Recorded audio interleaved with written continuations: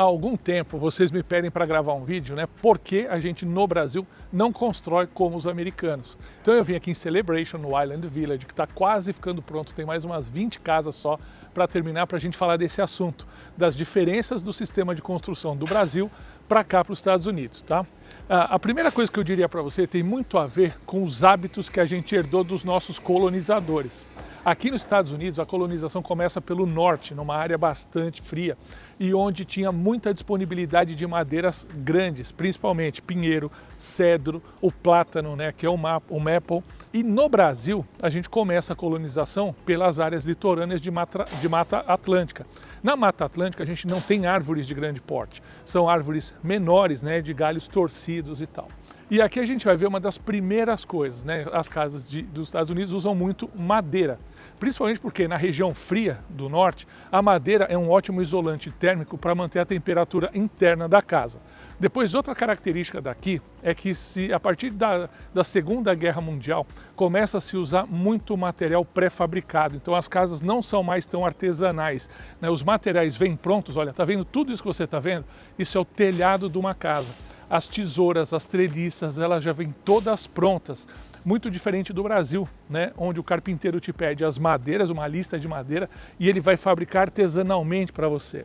A gente vai ver isso não só com madeira, se você reparar, com o drywall, que passou a ser, né, uma placa de gesso acartonado usado muito por dentro da casa, com os acabamentos, olha, siding, aquele acabamento da casa, né, é um pré-fabricado, é uma placa antigamente de fibrocimento, agora é de PVC, que é aplicado por fora da casa, dando esse acabamento bem moderno, bem sofisticado. Tá vendo essas colunas, né? Você deve imaginar, no Brasil, elas seriam feitas artesanalmente na obra, como eram feitas, né, nos palácios espanhóis e portugueses que foram nossos colonizadores. Aqui, você acredita que são peças de fibra de vidro? Olha a coluna pré-fabricada, tá vendo? O que sustenta a casa são esses caibros de madeira. As colunas são depois postas de forma decorativa. Então, apesar da construção inicial ser só de madeira, né, hoje em dia na Flórida a gente já adota no andar térreo bloco estrutural, como você está vendo aqui. Isso torna as casas mais resistentes à questão dos ventos fortes, dos furacões e dos tornados. Então, é como se você tivesse um primeiro andar do piso térreo mais seguro para família se abrigar numa situação de clima extremo, tá? Vamos entrar lá, ver se tem mais coisa para te mostrar e eu vou falando sobre as diferenças. Então, tá vendo? Aqui a gente tem uma boa ideia dessa mistura de bloco com madeira e de toda a tecnologia que é utilizada. Você está vendo que são essas balizas? Elas servem, tá vendo, para proteger os canos, reforçar os cantos e depois, ó, definir o nível de balizamento que você vai usar aqui para nivelar a massa. Então você aplica aqui a massa, né, o reboco, e vem nivelando aqui com o sarrafo e está prontinho. Muito diferente do Brasil, né, que como é muito artesanal, os pedreiros eles têm que fazer isso com réguas de madeira. As casas internamente, elas são feitas com paliteiro de madeira. Esse aqui a gente chama de wood frame. Algumas construtoras utilizam isolamento térmico também dentro da casa. Não é só térmico, é acústico. É o caso dessa construtora que eu estou te mostrando. Olha, todas as paredes internas estão revestidas de fibra de vidro, né? Quando a gente olha o forro, talvez a maior de todas as diferenças. O brasileiro está acostumado de ter uma laje de concreto sobre a sua cabeça. E aqui não. O forro é feito com treliças de madeira e por dentro das treliças vai correr sistema de ar-condicionado, que é uma característica de quase todas as casas dos Estados Unidos. Na Flórida, obrigatório, não se vive numa casa dessa sem ar-condicionado. Todo o sistema elétrico, tá vendo? Com fios encapados, eles são grampeados na madeira, eles não têm conduíte e, portanto, né, você tem uma vantagem e desvantagem. Primeira, é muito difícil depois você puxar um fio por um conduíte. Mas como é drywall, é muito fácil você abrir o drywall e passar um cabo adicional se você precisar. E agora, aparentemente, está tudo pronto. Como que vai ser fechado essas paredes? Tá aqui, olha, drywall, ou placas de gesso acartonado. E existem dois tipos, deixa eu ver se eu tenho aqui. Essa que é a branca, que é usado nas áreas secas, tá? Então tudo aqui, tanto nas paredes quanto no forro, vai ser instalado esse drywall. O drywall tem muitas vantagens. O principal deles é o rendimento. Uma placa dessa é bem barata e ela já está pronta para pintar, como você está vendo. Como esse acabamento de papelão sobre a placa de gesso, né, ele aceita a pintura direta, você economiza demais tempo, né, de pedreiro, de pintor, alisando, nivelando parede, tirando defeito de parede de alvenaria, o que é muito comum no Brasil. E esse é um dos motivos que eles constroem assim, né? O preço da mão de obra aqui é muito caro e o preço dos produtos são baratos, então eles fazem tudo, né, para economizar mão de obra. Bom, e vamos ao tema do vídeo. Então, por que no Brasil a gente não usa isso? Dá uma olhada comigo. Primeiro, a gente precisa de uma grande quantidade de madeira e é um tipo de madeira que cresce rápido e é também resistente. Então, como eu te falei, existem alguns pinos aqui nos Estados Unidos que atingem esse objetivo. No Brasil, a gente tem um pouco disso no sul, né, principalmente no Paraná, mas eu acho que não desenvolvemos soluções de reflorestamento, né, na quantidade suficiente para adotar tanta madeira na construção. Segundo motivo, que a gente precisa de uma indústria de materiais de construção a seco bem desenvolvidas. E em muitos casos a gente não tem isso no Brasil, como alguns casos também não tem nos Estados Unidos. Mas os Estados Unidos, ele permite a importação de muitos materiais com um imposto baixo, mantendo essa cultura de produto barato. Muitas dessas placas de gesso, elas vêm da China, inclusive. Então, outro item que aqui é muito barato, no Brasil é praticamente muito caro, ar-condicionado central. Um ar-condicionado para uma casa dessa de 4 dormitórios, quase 300 metros quadrados, né, custa aqui em torno de $5.000. E ele vai consumir uma energia de aproximadamente $300 por mês. Não converte para real, mantém dinheiros, né? Imagina um ar-condicionado no Brasil para a casa inteira custar R$5.000 e a conta de energia da casa inteira custar R$300. Ficaria muito barato. Mas eu sei que esses preços no Brasil, tanto do equipamento quanto da energia, eles são bem proibitivos, né? E o ar-condicionado ele cumpre um papel importante nessas casas, que é de retirar a umidade do ambiente. Tanto a madeira quanto o gesso acartonado, que é o drywall, eles são muito sensíveis à umidade. E toda casa que tem ar-condicionado central, né, o ar-condicionado retira a umidade do ambiente. E não para, tá vendo? Vamos para as portas e janelas. As esquadrias, elas são feitas todas de PVC. A gente passou, primeiro era madeira, depois passou por alumínio. Hoje praticamente tudo de PVC. Também tudo pré-fabricado. As medidas são padrão. Então a gente dificilmente vai ter uma casa que vai ter uma medida de janela definida pelo arquiteto. O arquiteto se adapta ao padrão de porta e janela. Além disso, né, todas essas portas, desde 2009, elas têm vidro duplo para aumentar o isolamento térmico e acústico da casa. Olha, e daqui a gente vai conseguir ver um dos segredos da construção da casa americana. O que destrói uma casa é a água, tá? Porque a água, a umidade, ela vai permitir o desenvolvimento da vida, né, de micro-organismos que vão, na verdade, comer o material. E as casas americanas, o segredo da durabilidade delas vem da impermeabilização. Depois que a casa é feita, seja de bloco ou seja de madeira, ela é revestida com uma manta, que é uma barreira de água. Depois dessa manta é aplicada essas placas asfálticas, que já vem com esse aramado que vai ajudar o reboco a aderir à parede. E se você reparar, em todas as janelas, olha, elas já estão balizadas com PVC, prontas para fazer o preenchimento com argamassa. E aí você comprova o que eu dizia. Qual é a dificuldade no Brasil de você construir assim? É a disponibilidade desse conjunto de materiais de construção a seco num preço acessível. Você já viu isso à venda no Brasil? Né? É bem difícil. E também pela cultura nossa, né, de autoconstrução, muitas pessoas no início da vida, principalmente as de baixa renda, elas mesmas acabam construindo as próprias casas. Os pedreiros vão se formando na escola da vida e vão aprendendo a construir com pouco, né, que é basicamente pedra, areia, cimento, né, e muita habilidade manual. Vamos subir agora no segundo andar e explorar um pouco mais a construção.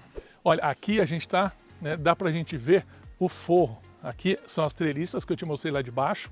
Olha a tubulação do ar-condicionado passando entre eles, tá vendo? Ó, isso tudo vai ser fechado e tal.